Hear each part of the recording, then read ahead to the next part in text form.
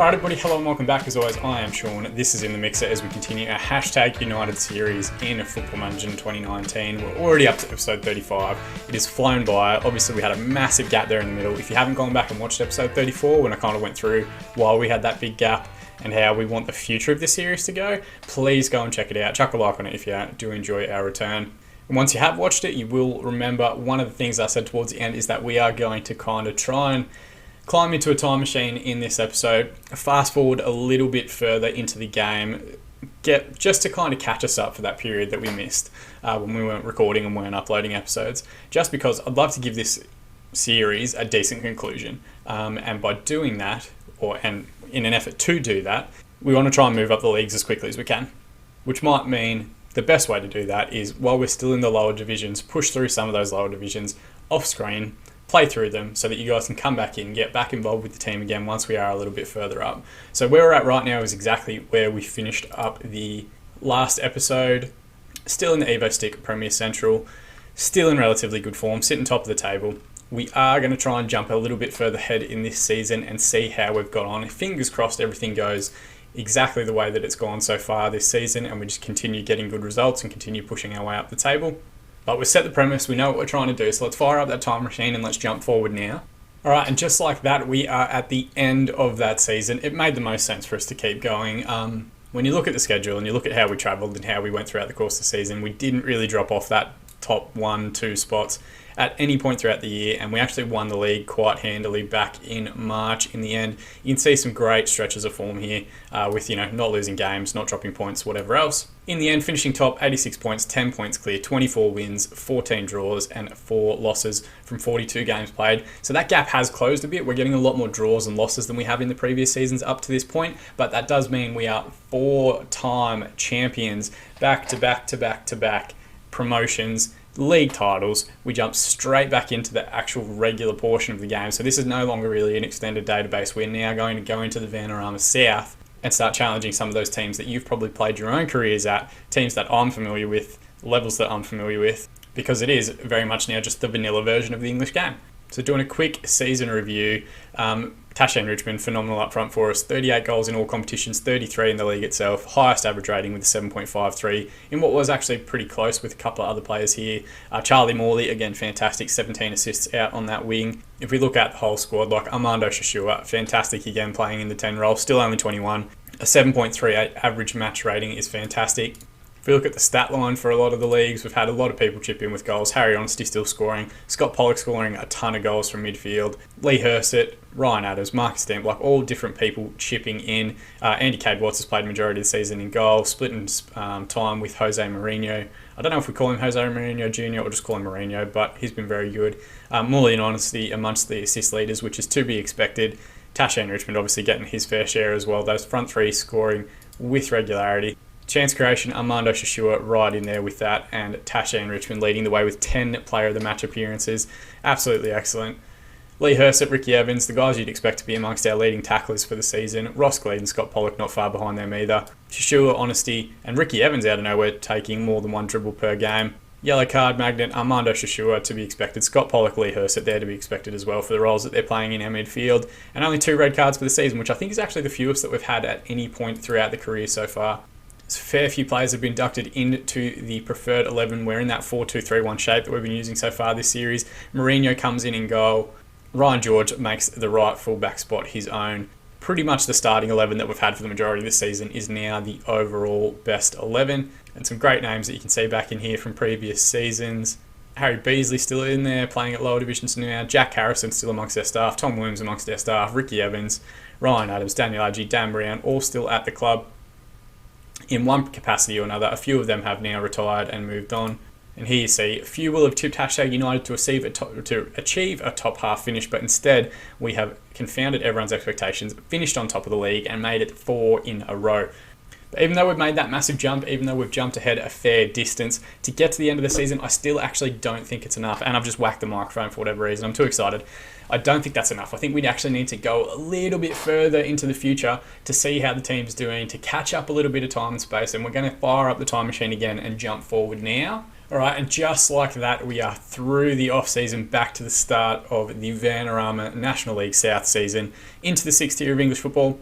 There's a couple of new faces, a couple of old faces, a couple of changes off the field that we will go through now. The first one, and probably the biggest one, is that we have a new home ground.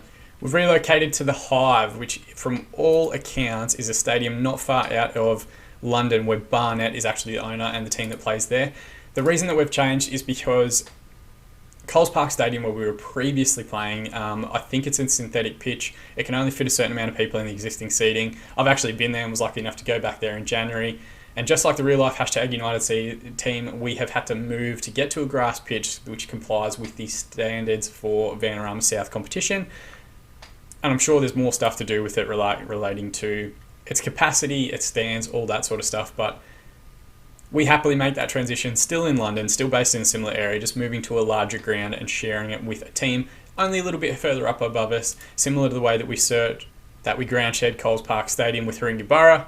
We now ground share with Barnet, and hopefully, fingers crossed, in the next season or two, we'll actually get to play a couple of games against them and now have a Hive derby. Obviously, the idea is eventually we'll get to a point where we have our own stadium, but if you look at the finances for #United, we're currently at negative £153,000. It's probably a long way off before that actually happens. Speaking of, though, a couple of different club changes with the league win last season. I have moved up into legend status alongside Harry Honesty, who's been there for 12 months, and Spencer Owen, the chairman of #United, which is fantastic. It's the first time in FM19 that I've actually moved to legend status at a singular club. Tashi and Richmond and Armando Shashua move up to icons of the team, which is crazy to think that Armando Shashua is still only 21 years old. Favoured personnel, Charlie Morley and Ryan Adams as well.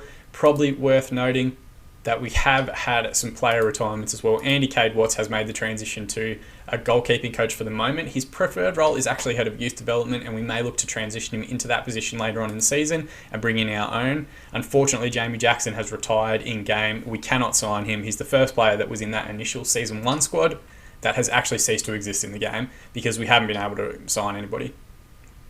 We haven't been able to sign him. He just didn't want to come. He wanted to be the manager. That was it. He wasn't willing to take any other roles. We threw as much money as we could. He just wouldn't ever enter into negotiations with it. The other two, Aaron Couch has also made the decision to retire at 34 years old. He heads to be a first-team coach. He's also looking to be a head of youth development in the future. Maybe we make that transition for him, but for now, he's happy just being a first-team coach and will continue to build his development. And then the other one, club legend, or club icon, favoured personnel, whatever he actually was, Ryan Adams, at 33 years old, has moved to become a scout. He joins our scouting team of Cypriot International, Tom Williams, and Dan Brown. So we're trying to keep as many of these old players still in and around the club. We've also signed a fitness coach. He's not anything in particular. He just had okay attributes, so we thought we'd get him in just to make the most of the club spaces that we have available. Still on the board, still Spencer Owen. He'll never leave the club, apparently. He loves it. Seb Carmichael Brown and Lewis Preston's the other directors there. Hindsight being 2020, I probably should have added a couple more of the behind-the-scenes people like Yanni and Wes Tanzer and all those other people that are involved in the club in the match and day-to-day stuff. But for the time being, that's absolutely fine. Looking at the playing squad, a couple of new faces. Tyler Ford, you'll note there in goal. Ex-West Ham junior, he's been around a couple of different clubs. Decent enough current ability. Higher potential than Jose Mourinho Jr., which is why we've brought him in. Started his youth career at West Ham, and that's where he is in the game. Moves to Concord, St Ives, Burgess Hill Town. So he's played around these kind of lower divisions before, and is also making the jump up into Vanarama South football with us as well. The other one there, Taylor Anakin, ex-Huddersfield fullback.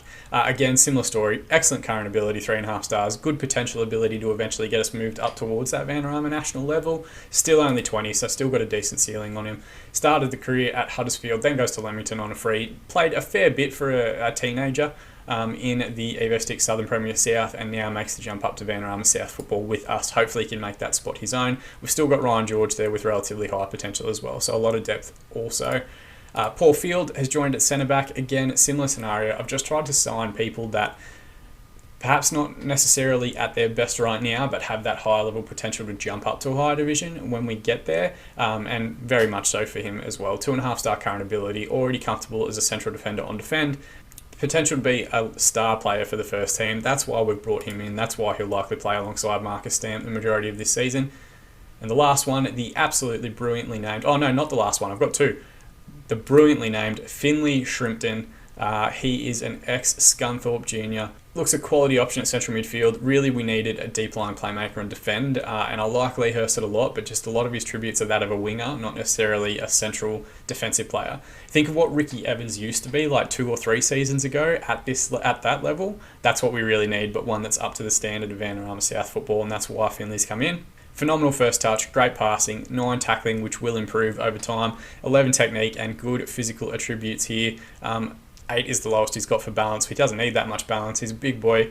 He'll impose himself. He'll be that kind of defensive base. He's previously, like I said, started his career at Scunthorpe, then played at Boreham Wood after a season off in 2020-2021, and now makes the drop down to Vanarama South to hopefully make his first appearances in senior football. Phenomenal name, hopefully a phenomenal player for us this season. And then lastly, another player with an excellent name, Javan Splat. Will look to lead the line this season, playing as that attacking poacher. Tasha Richmond was phenomenal last season, 38 goals in all competitions. Probably not the player that you would have thought that I was looking to replace, but in reality, we just need to be at a point where we've got players who are playing at a certain level and are going to get better, rather than players that are at their level and at their peak. We need to try and push on a little bit further. So again, 2.5-star current ability, 5-star potential to be a leading player, not just in the club, but in the division itself. Decent finishing, dribbling stats, good acceleration and pace, so he'll do well in that poaching environment. Started his career at Dulwich Hamlet before going to Derby as a junior, and then Leek Town, Rutchen and Diamonds, Whitehawk. He's played a couple of different lower division teams and clubs and scored at that level, not done too badly in limited appearances, but now we really want him to kick on, make the most of his potential, make that starting claim for himself, and hopefully go on to be one of the many fantastic forwards that we've been fortunate enough to have, the likes of Dan Brown, Tasha Richmond, even Daniel Adji to an extent, have all performed fantastically well at the top, leading the line. That does mean, though, that we have got some players that really are playing at their kind of max level. Ricky Evans, I expect us to replace him in the next couple of days, weeks and months. Not that he's done anything wrong, he's just, he's only at 2-star ability now. He's not going to get any better at 30 years of age.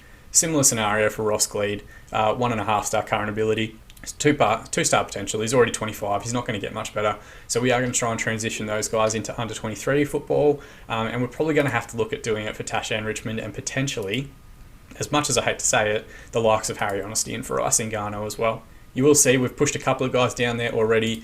Kane Brogham, Jamel Akeem, Theo Baker and Daniel Adji. Nothing wrong against them. They have careers and contracts as long as they're willing to sign them. I'll keep renewing it each year, but in reality, they're at their limit in terms of what they can offer the team. So we'll continue to transition more guys into the under 23s as well. We'll continue to give them new contracts as long as they're willing to sign them. And then hopefully once they get the other side of 30 and want to take on staff positions, we'll offer them as well, just as we've done with all the other players. But definitely a season of transitions. But I still don't think we've gone far ahead enough to catch up the relevant time that we need to get into the Football League and get up these divisions as quickly as possible. So one last time, let's fire up that time machine. Let's jump forward in this calendar year and let's see where we end up. And just like that, we are now at the end of the season, our first season in Vanarama South. That one was a tough one to try and jump ahead. I'm going to be honest with you. There was a lot of great stuff that happened throughout the course of the year.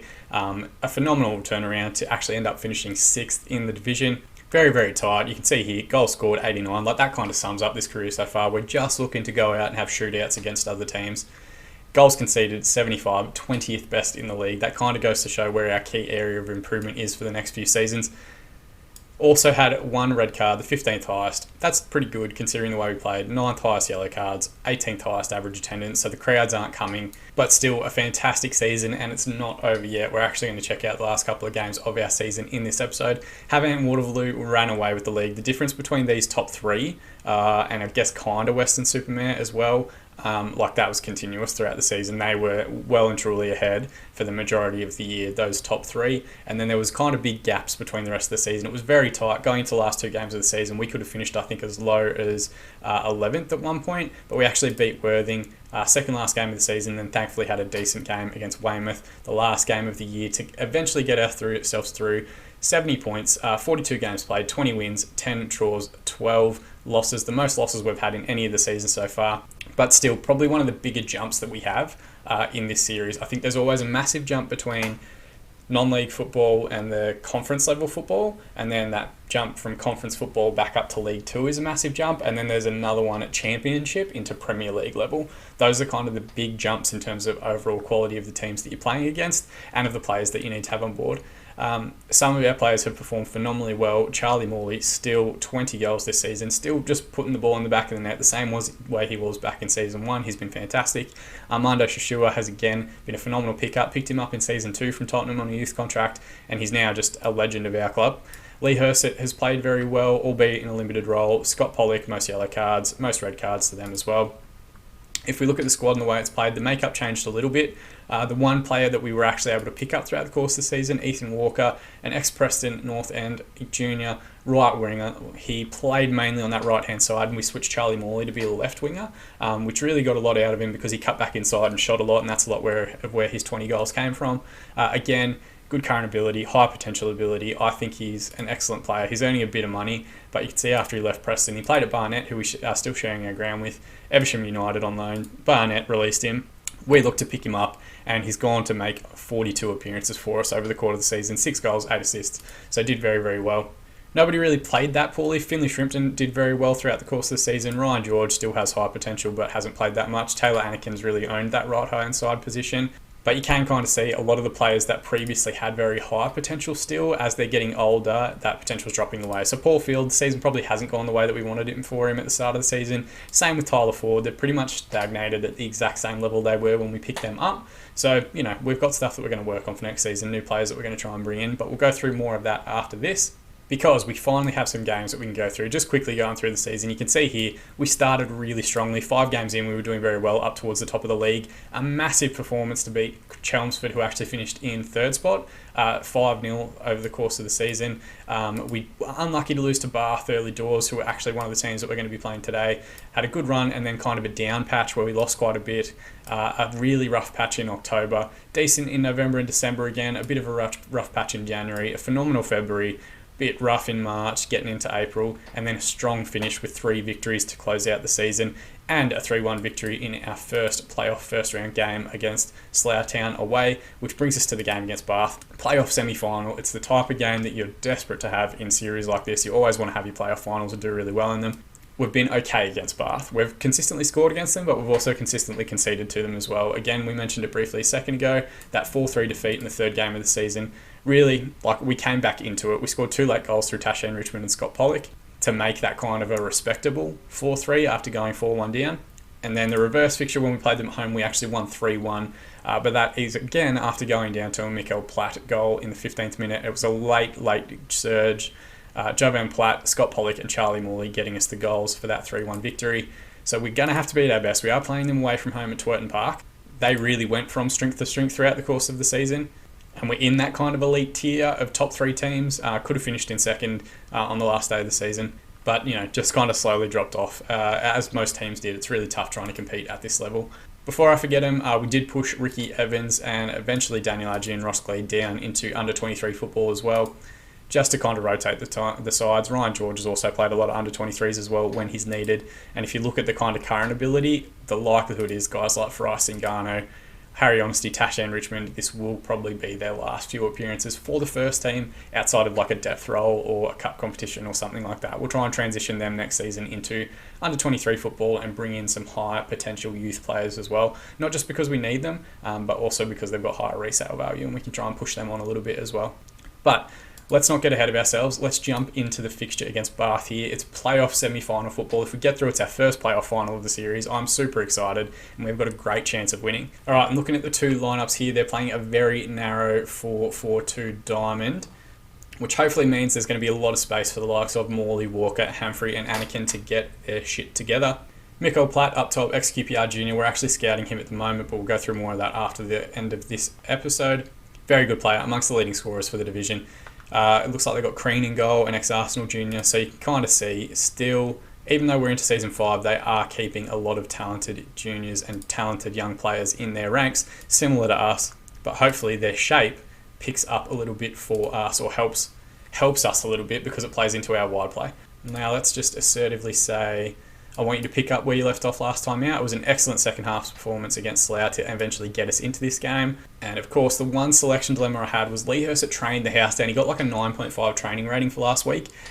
Finlay Shrimpton has played the majority of the games this season, but I just felt like Lee Hersett maybe trained a bit better, wanted it a little bit more, wanted to be out there starting this game. So that was really the one selection that I changed. Otherwise, it's pretty much an unchanged lineup from the team that we went through at the start of the season and highlighted as being a high potential team that we wanted to push us up into the next level of football. And of course, only the semi-final. If we do get into the final, I will pull the suit out. It's not me jinxing it, Football Manager or Sports Interactive, if you are listening. I'm not getting ahead of myself. If we get to that game, I'll suit up. I'll get the tie out. I might wear the bow tie. We'll see what happens. All right, first highlight of the game. It's a deep throw in for them, and it's been cut out well by Shashua. He squares it up to Splat. Walker with the ball now. Can he get the cross in? It's a deep one towards Charlie Morley. Headed away. Brooks is going to recover. They've left 2 men forward, which is a concern. We've got a 3v2 out here. It's a good crossfield switch towards Hurst. We need to get out and close the ball down, and Ford does very well to get to the loose ball. But you can see there's a danger over the top, and then we've found our own danger over the top. Long ball towards Walker on the right. Deep ball across. Charlie Morley's there. Can he find the finish? Charlie Morley with his 21st goal of the season. Oh, God, that one could have gone either way. I thought when we gave up possession there at the start, they were going to get a ball over the top and score. But eventually, a really good release from Ford has released Walker, and it's a great crossfield switch. I think the defender just misses his header or just gives up on it, and Morley is thankfully on his toes, not on his heels, pokes that one home at far post, and we go a goal to the good early in this game. It's been very tense. I know you guys can't pick up on like smells and moisture and stuff like that, but like the pit sweats, the nervous Football Manager, that's what's coming through now. All right, we get to half time, a goal up. It's been very tense. They've had the better of like the statistics relating to shots and chances and all that sort of stuff, but we are leading where it matters, which is on the scoreboard. We've also had a decent amount of possession, which is great. Should I say I'm happy, or should I say don't get complacent? It's really one or the other. I am pretty happy because they haven't had much in the way of highlights, but also I want everyone to kind of tighten up a little bit at the back. I'm going to say I'm happy. Let's keep it positive. Everyone's responded well. Start the second half, and hopefully as they start to push a little bit more and look for those goals, we'll actually have extra space in behind for the wingers and Splat to try and make the most of. We do have players on the bench that we can try and bring on to exploit that space, get some fresh legs out there as well. Ford now with a goal kick. It's an earlier highlight than we saw in the first half. It's headed back by Began, played out wide to Hurst. Their 2 forwards split out very quickly. Anakin's won the ball back very well. Can we get forward now? There's a crossfield switch towards the goal scorer, Charlie Morley. Bursts around his man now. There's backstick runner. Instead, he strikes at goal. All he had to do was just pass that one across the 6-yard box, and it would have been a surefire tap in for Splat. They've immediately got a throw in again. Humphries won the ball back high at the pitch. He looks to release Splat down the channel. Byrne recovers quite well, but he's not got a lot on. He goes back to the goalkeeper and Crean. It's a long ball forward to Dunwoody. Ball's pinballing around. We've got a man on the right-hand side if we can find him. Instead, Pollock resets to Anakin on the right wing. Anakin, it's a shame that we haven't recorded more content this year in this season because Anakin and all the Skywalker puns would be tremendous. Ethan Walker was definitely offside there, but at least we've got the ball back in the net twice now. And we have been on top in both of the highlights that we've seen so far in the second half. So hopefully, we have responded positively to the halftime talk and everything. All right, we've recovered the ball. Hersett hooks it away. Walker's coming forward. We've got 2 men on the far side if he can find them with the crossfield switch. He does now towards Splat, who takes a good touch. A good tackle in the box. Back to Crean, who's got time for Tom Humphrey on the left with the clearance. Just needs to come back inside. He does now to Charlie Morley. Morley steps inside on his favoured right foot, strikes from distance, but it's high wide. Not very handsome, and into row A of the seating. All right, let's have a quick look at how we're doing. I'm conscious of this yellow card for Paul Field, so Farais Ngannou is going to come on. Not that Paul Field's playing that badly, actually Stamp's having the worst game, but it's just that yellow card. We can't really afford to go down to 10 men. Finley Shrimpton will come in for Lee Hersett. We are winning, so everything's justified, but it doesn't look like Herset's played that well, and Javan Splat has struggled to make an impact, so he's going to come off for Big Tasha in Richmond, and we'll see if Big Mustache up front can, one more time, just turn back the clock, smack the ball in the back of the net a couple of times, and make this a comfortable win, and we'll confirm that talk. We've got a highlight here. I'm not sure if it's just because of the highlight. Pollock squares it up to Shashua. It's a strike from distance. Walker keeps it in and puts it into the side netting. It's always hard to tell if that's an actual highlight or just because you're making subs. We're going to use a shout, and we're going to tell everyone to get creative. If we can get another goal here, I think they are done. Crean has been their best performer so far with a 7.1 rating. For us, Anakin has had a great game at right fullback, and Charlie Morley, the goal scorer, on the other side with a 7.4. All right, they've got a free kick now. Crean comes forward to Began.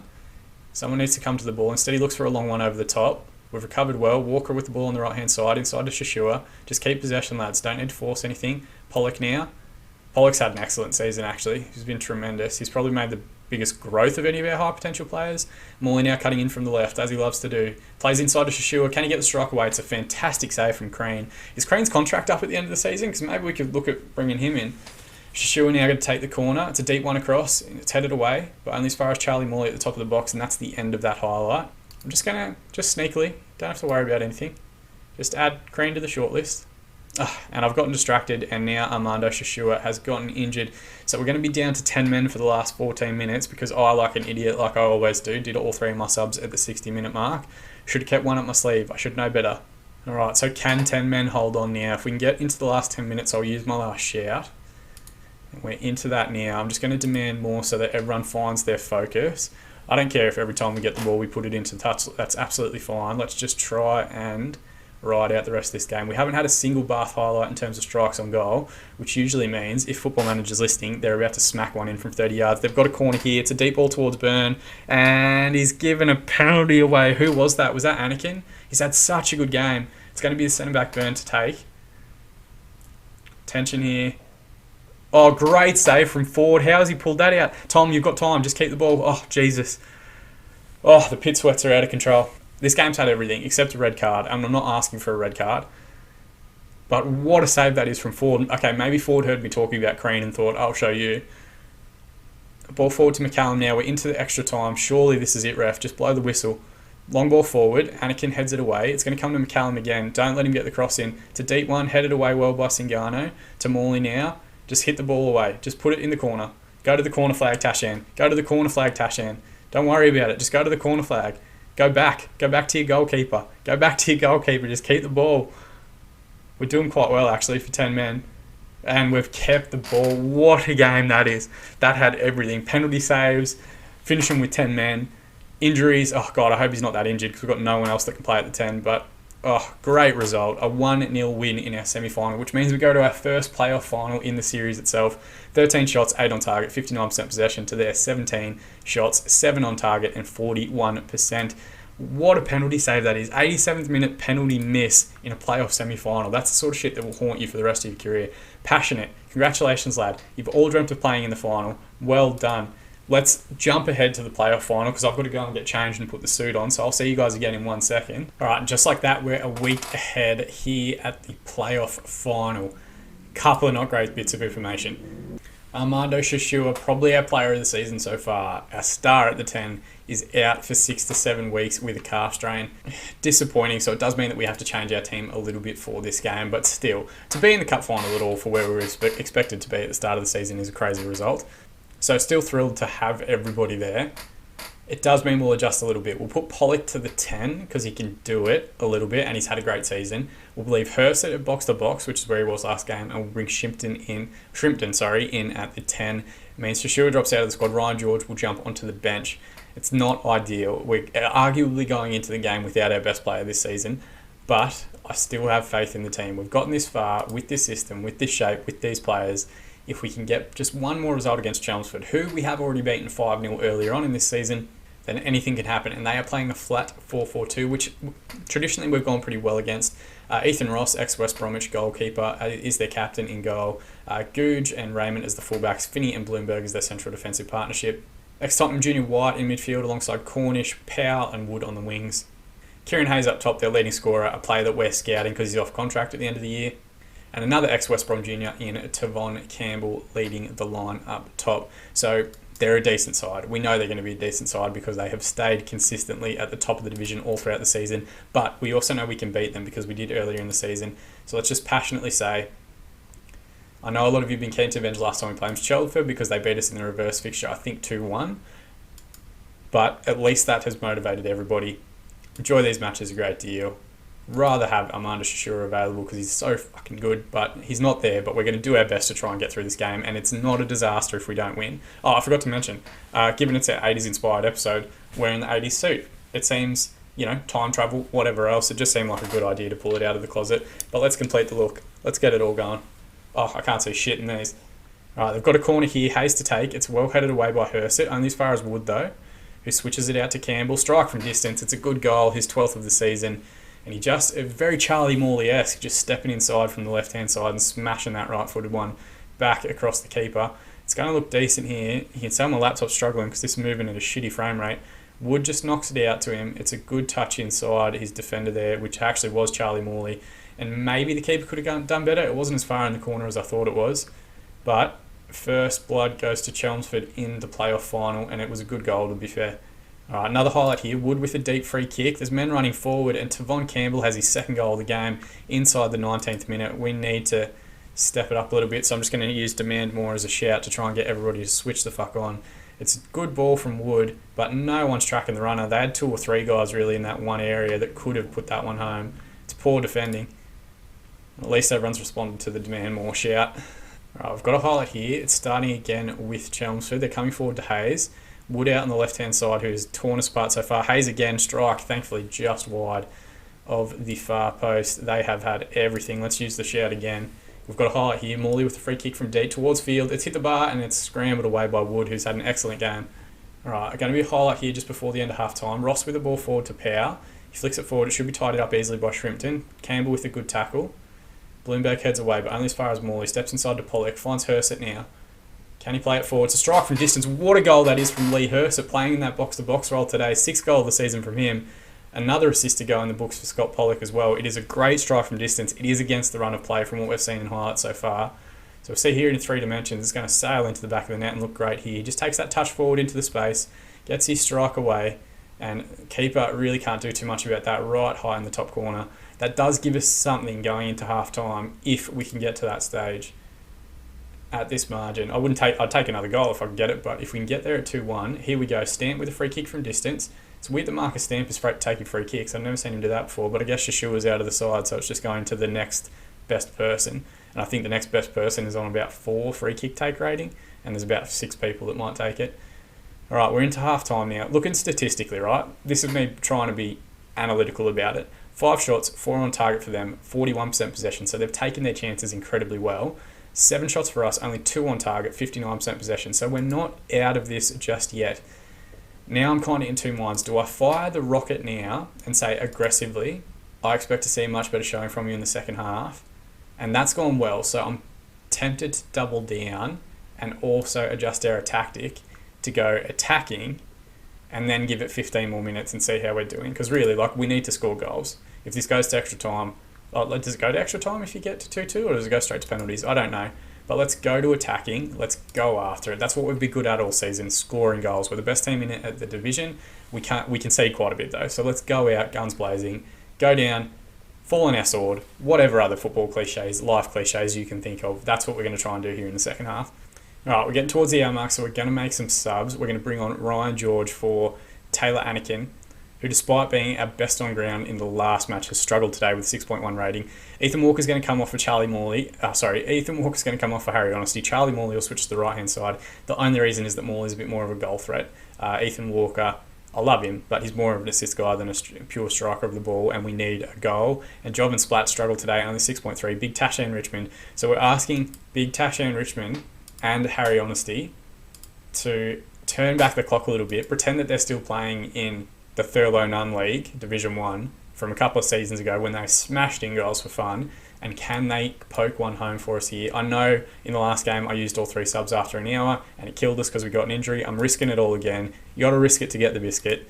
And shout, we're going to say get creative. So we're set to attacking. We've used all 3 of our subs. We've used probably our most aggressive attacking shout. Most players have responded positively to it. There's not really a whole lot left I can do. They've got to throw in here. Googe now with the ball. Crossfield switch towards Cornish. Got a man out right in Power. Just need to close him down. Don't let the cross come in. It's well deflected. Hersett now. Can we find the rebound here? Out towards Harry Honesty on the left. He hasn't got the pace anymore to get past players, but he finds Shrimpton inside. Back to Humphrey again. Just slow down. Keep the ball, boys. No need to rush. Pollock now bounces back to Humphrey. Out to Humphrey again. Shrimpton inside. Finds Hersett. Turns out now. Finds Pollock's feet. Lovely ball retention here, but you get the feeling if they get one back, they're going to launch it over the top to a 2v2. Hersett bursts forward, finds Richmond to Pollock now. On Morley with the strike from distance. It's a good save from Ross. He got down well and pushed it around the far post. Good, boys. Good. I'm trying not to clap into the microphone because I'll throw out the clap sinks. But Morley now to take the corner. Deep one in. Finney back out to Pollock again. Just need to get the ball in, boys. And Wood goes through the back of Stamp. Surely that's a free kick, ref. It is. Not going to be a card, but Tasha and Richmond on the park. It's not a bad effort from the big man, but it's been a while since he smashed a free kick top corner. Good though. That's what we want to see. We want to see a bit of a response out of the team. We're taking a commanding lead in most of the stats, except for the one that matters, which is the ball in the back of the net for the goals. All right, we're getting into the last 10 minutes, so we're going to demand more for the last 10. And I'm taking the glasses off. That's how you know we're taking it seriously. One, because I couldn't see shit, and also because it's time to be serious. Wood now with the throw-in. Wood's been fantastic today. I wonder if his contract's up. Deep ball across to Campbell, and thankfully Ford comes out and claims it well. Have we got anything here? Men rushing forward. Pollock and Hurst are getting straight on their bikes. Ford just go long. Looks towards Tashi and Richmond. Is headed away by Kennedy. Richmond heads it straight back to him again. It's just a bit of pinball. Getting a bit scrappy here towards the end of the playoff final. Wood now comes forward. Again, had an excellent game. Finds White inside. Ball over the top towards Mackay. Is he onside? And it's... thankfully he's offside. I was going to say, I didn't think he was in the build-up, but I also didn't expect him to shoot from a dead angle and put it in the top corner. If we got another shout up our sleeves, I'm really just throwing everything I can at the rest of this game to seeing if we can do anything. Everyone's still pretty motivated after the demand more shout. We're going to get into extra time here. We're going to get creative out there. Can we fashion one more scoring opportunity in the last minute? Please, Football Manager gods. Wood now over a free kick. He goes short. And surely we're at the end of extra time now. Hersett has chopped Wood down. He's going to pick up a yellow card, I think. Third yellow card of the season for him. Not bad, actually. He usually gets about 10. And the referee calls full time. Look, I'm not going to be upset. Let's call a spade. We've made a massive jump up into Vanarama South football. We defied all expectation to get into the playoffs, let alone get into the playoff final. And really, it's just that they took their chances better. Look at this stat line. 7 shots, 5 on target, 43% possession for Chelmsford, despite going 2 goals up in the opening 20 minutes. 15 shots, 5 on target, 57% for us. To be fair, Lee Hersett's goal was an absolute screamer, and it was against the run of play at the time when we got it. But that second half was an excellent response. So I'm just going to calmly tell everybody, I can't fault your effort. Nobody expected us to win, but you gave it everything. So I'm kind of thinking I forgot to have the camera on, which is just, that's such a me thing to do. But whatever, it is what it is. The suit is what the suit is. You guys get it now. Hashtag United Star in unlucky defeat. It's not the best headline to get in a playoff final, but let's call a spade a spade. We probably don't have a strong enough squad to get up to Vanarama national level, and we'll go through that a little bit more in a moment. But Tavon Campbell eventually gets the man of the match. Excellent game for him. 8.8 rating, a quality strike at the start, and the fox in the box to catch up. He's on an end of his contract as well, so let's just sneakily add him to the shortlist here, and I'll show you why we've got 2 different shortlists going in a moment. But post-match press conference, let's just make sure we keep everything positive. I don't know what I'm saying there. I'm just skipping through it. And we're signalling our intent to go through and win the league next season. Squad gets a 1.6k bonus to be shared after finishing 6th, which is fantastic.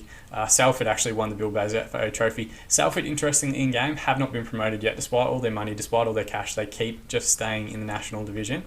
And let's just jump forward a little bit just to see our end-of-season results, end-of-season awards, and go through those. Right, so carrying on, it looks as though a few different players have been inducted into the overall best 11. Ford comes in goal, Anakin at the right fullback spot, and interestingly, neither Shrimpton nor Splat actually make the starting 11, but they move into the subs.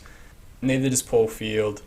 So it looks like it's Dan Brown, I think, is one, and potentially not Jack Harrison. Who was the other one? Ryan Adams are the 2. Oh no, not Ryan Adams. Maybe Theo Baker? Someone else has dropped out, but it's mainly because we're playing at the highest division that we have so far. Those players that have played at that level are now in that team. Harry Honesty still keeps his spot after not playing much this year, as does Tash and Richmond, as do Lee Hersett and Singano. But you'd expect over the next few seasons we get a few more players in that look after those spots. End of season awards, Charlie Morley, 35% of the vote for fans player of the season. I would have thought it was Shashua or Pollock for sure. Pollock has been exceptional. Goal of the season goes to Scott Pollock against Hemel Hempstead. Signing of the season, Tyler Ford, who played pretty much every game in goal. And Armando Shashua, our young player of the season, more than fair. Little season review there, no quote to speak of, much be a glitch or something. Match of the season, a 4-3 win against Dartford. A moment to forget, a 6-2 defeat against Western Supermare. I haven't forgotten it, it sucked. Lost early doors in the FA Cup and the FA Trophy, which is fine. We played highly rotated teams, and really, that's where we struggle a bit. The depth. So our starting 11 actually did really well, but once we had a singular player out or injured, we struggled quite a bit. So when we rotated the full squad and played our reserves, we got knocked out of those cup competitions very quickly. 367% average attendance, only 5% full in the stadium itself. That's a big thing that we need to improve in the next few seasons. And 18 players used, the lowest in the Vanarama South, which is just for league football, don't forget. We rotated quite a bit for cups. Squad dynamics, team limited, Lee Hurst, Tash Enrichment, Charlie Morley to be expected, highly influential. Honesty, Singano, Stamp, Pollock, Shashua and Humphrey, the guys that have been really around since the first few seasons. Shashua and Humphrey coming in season 2 and pretty much staying in the team since then. End of season team meeting, let's discuss our plans.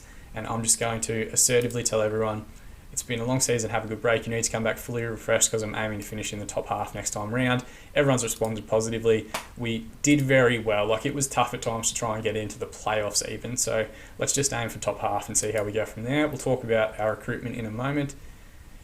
Wage expenditure, they're actually complaining about. It's the first time we've had like a major criticism. There's 2 reasons for that.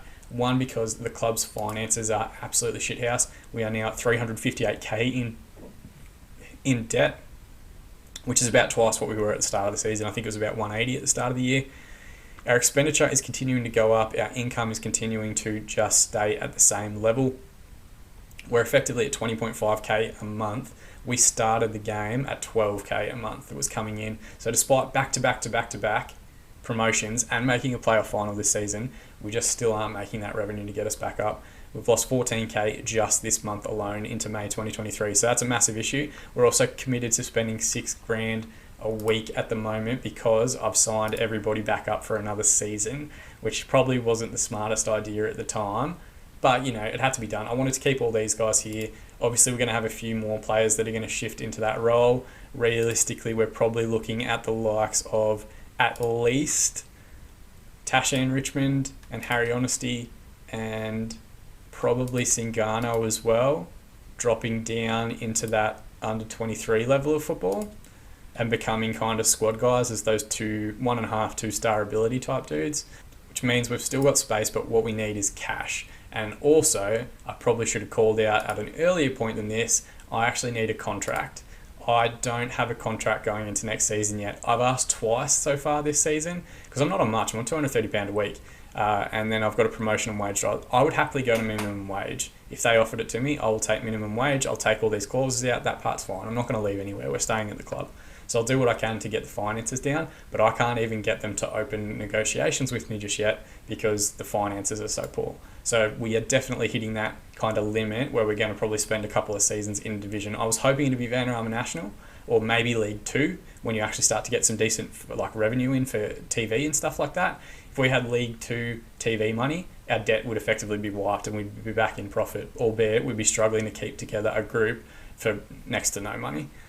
Injury is always an interesting one. Jamel Akeem, Ross Gleed are the ones out for the longest. Of the starting players, Finley Shrimpton was the highest up that list and Scott Pollock not far behind him.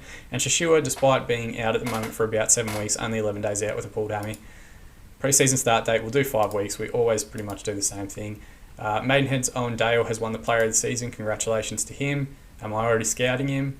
I am, but he's signed a new contract, so he's not going to be joining up. Cashman named top goal scorer with 30 goals in 42 appearances. A phenomenal return for him. Charlie Morley actually finished in the top 3 with 21 goals to his name.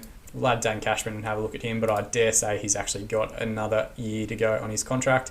And then the South manager of the season, it should be me. Let's call a spade a spade. It should be me because of what I've accomplished. But Simon Clifford, Havant, Waterlooville. I feel like people don't give enough respect to the people that actually win the division each year. He won it by 10 points, 8 points or something in the end? Something like that. It's not important.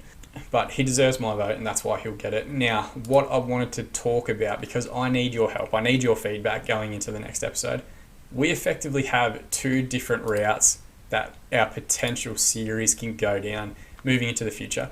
There's the current route that we've been taking, which is where I've deliberately tried to sign players that actually exist in the game or that actually exist in the real world. So the likes of Tyler Ford, Taylor Anakin, Ryan George, Tom Humphrey, Finley Shrimpton, in real life right now, they're probably about 16, 17 years old. So there's a chance that, you know, like if they're in a youth academy somewhere, they're probably a fan of #United. They may actually eventually want somehow miraculously see this series.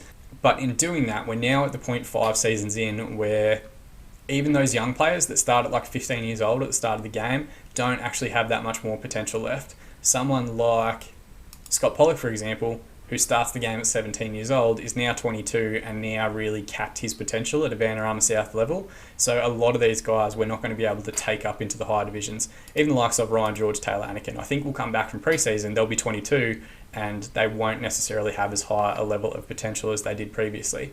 So we can either continue to try and sign established players, knowing that our group is going to progressively get older, and I've got a whole list of players here that are either playing at our division or are free agents or whatever else that we could look at that have decent current ability, decent potential, and continue to try and keep the game real, so to speak, because these are real life players and real life people.